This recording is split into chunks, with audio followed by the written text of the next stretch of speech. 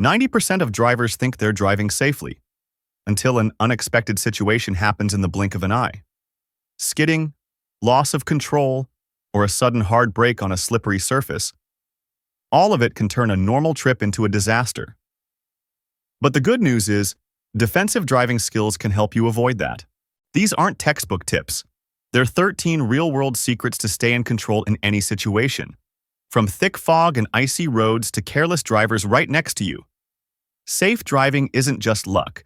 It's a skill you can learn. Start right here. If you think this content is worth it, please like it.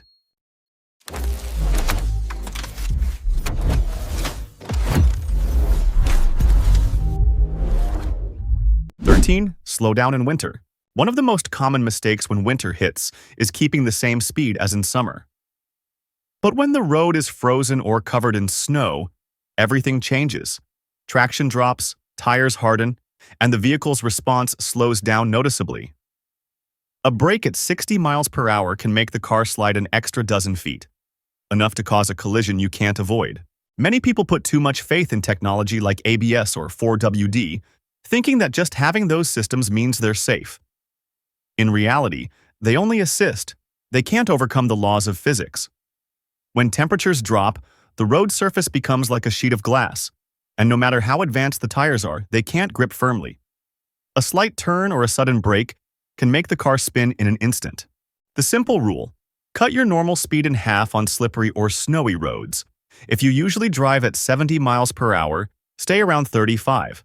When entering a curve at 50, keep it around 25. Reducing speed isn't just to stop in time. It's also to give yourself more time to react when the car starts sliding or when another driver loses control. Most winter accidents don't come from ice and snow. They come from overconfidence. Cold roads don't kill anyone, but excessive confidence at high speeds can. Ease off the gas, keep a greater following distance, and let winter-appropriate speed do the job of protecting you. 12. Identify high-risk areas. On the road, not every spot has the same level of risk. There are stretches where accidents are practically waiting, just for someone to lose focus for a few seconds. Places where vehicles frequently brake hard, like intersections, bus stops, residential areas, or entrances to bridges and tunnels, are all potential danger zones. There, the road surface is worn smooth, oil from vehicles builds up, and even a little rain or fog is enough to make it as slippery as ice. Many drivers maintain a steady speed and then slam on the brakes when approaching, but this is an extremely dangerous habit. Sudden braking on a slick surface causes the wheels to lose traction, making the car skid sideways or fishtail. That's why you should slow down early and keep the throttle steady when nearing areas like overpasses, underpasses, or highway on-ramps and off-ramps. In these sections, cold wind and moisture can freeze the road surface faster than the rest, especially early in the morning or at night. Another trap area is around bus stops or zones with heavy pedestrian traffic. Constant braking makes the surface slick, and pedestrians can appear unexpectedly from any direction. Just one moment of carelessness or a half-second delayed reaction is enough to cause a crash. Get in the habit of looking farther ahead. When you see the brake lights of the line of cars in front of you flashing, that's your signal to ease off the gas. Don't wait until the vehicle right in front of you brakes to react. Spotting it early means gaining a few precious seconds to handle the situation safely. 11. Control the car when it skids. When the car starts to skid, most drivers panic. Hands grip the steering wheel tightly, a foot slams on the brake, and that's when everything gets worse. When the wheels lose traction, hard braking only locks them up, causing the car to slide like it's on ice. To stay safe, the first thing to do is stay calm. A skid doesn't mean you've lost complete control, unless the driver reacts incorrectly. Understand your drivetrain to respond correctly. If it's front-wheel drive, FWD, ease off the gas slightly and steer toward where you want to go. For rear-wheel drive, RWD, maintain light throttle and steer in the direction the rear of the car is sliding. Don't try to overcorrect completely. Once the car regains direction, gradually return the steering wheel to center. Otherwise, you'll trigger another skid. A golden rule: don't brake hard while the car is skidding. Braking at that moment only locks the wheels and sends the car spinning out of control. If you need to slow down, pump the brake lightly, press and release to keep the wheels rolling and regain grip on the road. With ABS-equipped cars, the pedal will pulse. Don't panic. That's the system helping you. On non-ABS vehicles, use intermittent braking and downshift to lower gears for natural engine braking. Another mistake is oversteering. Many people see the car skid and immediately crank the wheel all the way in the opposite direction. The result is the car whipping like a top as soon as the tires regain grip. Instead of panicking, keep your hands flexible, light, and responsive to the feel of the skid. 10. Maintain a safe following distance. The space between two vehicles isn't just empty room. It's a critical safety buffer for unexpected situations, but in reality, many people disregard it. They tailgate the car ahead, only a few feet behind, as if slowing down half a second means someone will cut in. The result? When the lead car brakes suddenly, all reflexes become useless. Because no matter how good your brakes are, stopping distance is always longer than you think. A simple rule that few follow correctly. Maintain at least a 3-second gap on dry roads and increase it to 6 seconds in rain, snow, or icy conditions. The way to measure is easy. When the car ahead passes a marker like a sign or a tree, count 1 Mississippi, 2 Mississippi, 3 Mississippi. If your car reaches the marker before you finish counting, you're too close. In winter, this distance needs to double because slippery surfaces cause tires to lose grip, and stopping distance can be up to 4 times longer.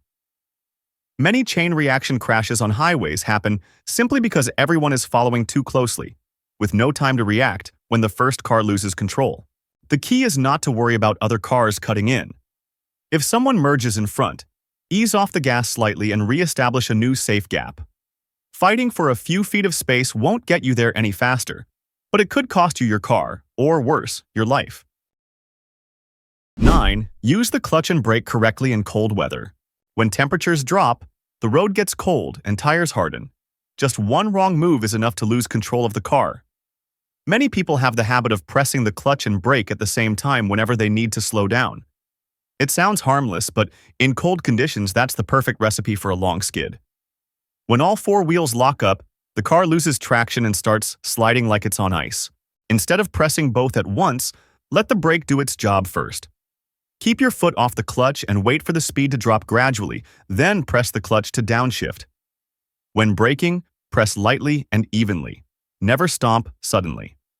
This keeps the wheels turning slightly and maintains friction with the road. If the car has ABS, you'll feel the pedal pulse lightly. That's the system helping you control braking force. If there's no ABS, use the pumping technique. Press, release, and press again. The goal is to prevent the wheels from locking completely. When you need to stop fully on ice or snow, downshift gradually instead of relying only on the brake. The engine will naturally slow the car down, helping it decelerate steadily without skidding. That's why experienced drivers always combine braking with downshifting on mountain roads or in winter. Let me know your experience in the comments. 8. Drive in fog. Fog is one of the most dangerous driving conditions, not because the road is slippery, but because you can't see clearly. That feeling easily tricks drivers. You think you're going slow, but you're actually speeding. You think the road is empty, but a few seconds later, headlights appear oncoming. In fog, visibility drops to just a few dozen feet, and 1 second of distraction means that distance isn't enough to react in time. The first thing to remember, you need to be seen, not just see others. Turn on low beams or fog lights. Never use high beams. Bright light will bounce back off the fog and make visibility even worse. If your car has rear fog lights, turn them on so the vehicle behind spots you sooner. Many chain reaction crashes happen simply because the car ahead disappears in the white haze. 7. ABS and non-ABS braking. Most people only know ABS as a smart braking feature, but they don't understand how it really works, and that's why crashes still happen even with the technology. ABS, anti-lock braking system, is designed to prevent the wheels from locking during hard braking, letting the driver still steer even while braking hard. When you stomp the pedal and feel it pulse lightly, don't panic. That's the system working, rapidly releasing and reapplying the brakes dozens of times per second to maintain maximum grip. All you need to do is keep firm pressure on the pedal. Don't pump it by reflex. On the other hand, cars without ABS require a completely different braking method. Stomping once locks the wheels and sends the car sliding like on ice. The solution is pumping the brakes, press, release, repeat, to keep the wheels turning slightly and maintain road contact. Combine that with downshifting to use engine braking, which slows the car smoothly and steadily. Many people think ABS stops the car faster, but that's not always true. On snow, ice, or gravel, an ABS-equipped car sometimes needs a longer distance to stop. Its real advantage is letting you steer around obstacles instead of sliding straight into them. 6. Check winter road surfaces. Many people only realize the road is icy when the car starts sliding, and by then it's too late. In winter, the road doesn't always show how slippery it is. Some sections look dry but are actually covered with a thin, clear layer of ice called black ice, the most dangerous hidden threat on any cold road.